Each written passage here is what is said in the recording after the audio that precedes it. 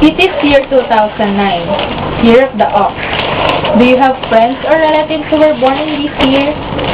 Do you think the Chinese Zodiac has really an effect to our beliefs, lives, and the way we live? Every year, an animal is presented and said to be the symbol of the whole year. I always wonder where it came from, what and where it originates. The origin of the Chinese Zodiac is still unknown to the majority, but there were some stories behind it.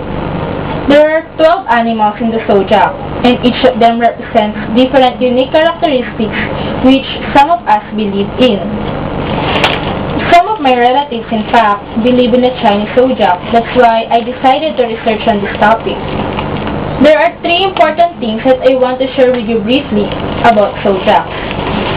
First is the characteristics of the animals, followed by their origin, and then their influence to us. Let us first talk about the 12 animals and their characteristics. The animal signs are established in order and are repeated every 12 years. Rat, the first animal in Zodiac, is said to be aggressive, ambitious, suspicious, honest, and generous, followed by the ox, a symbol of powerful individuals with unyielding and stubborn personalities. They are said to be natural-born leaders. Tigers are sensitive, aggressive, unpredictable, and charming, while rabbits are talented, affectionate, always pleasant, and have a tendency to be too sentimental.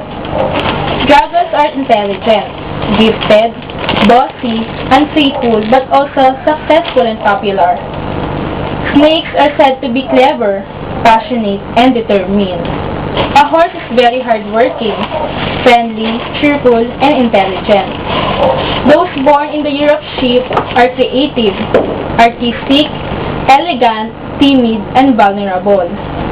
Monkeys are considered intelligent, inventive, clever, and very entertaining.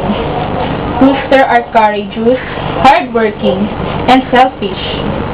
Dogs are considered to be honest, generous, and very loyal. Pigs, the last animal, are honest, reliable, sincere, and shy. Now that you are already familiar with the animals and their characteristics, I want to share with you some stories behind its origin.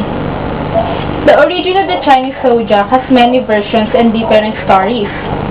There is the legend of Buddha lying on his deathbed when he asked the animals to come and bid him goodbye. And the first 12 animals to appear are the animals in the Zodiac. Another legend is about Jade King, who was said to be so bored in heaven, so he asked his advisor to send him some animals. And these animals are the 12 animals in the Zodiac sign. Another story is about astrology and stars. It is said that the Chinese Zodiac is based on the lunar calendar, and the 5 elements, which are fire, wood, earth, metal, and water, are used in positioning the animals. And each animal represents a star. There are more stories behind the Chinese Zodiac, but none of those are proven to be true. But even though their origin is not clear to us, there are some people who still believe, specifically here in the Philippines, about the Zodiac. Can we really say that they really have effect or influence to our lives? Others may say yes, like in dealing with other people. For example, horses get well along with tigers and dogs, but never in rats. So if they are business-minded, the Zodiac sign of their business partner should be considered. There are also people who judge the personality of other people based on their Zodiac.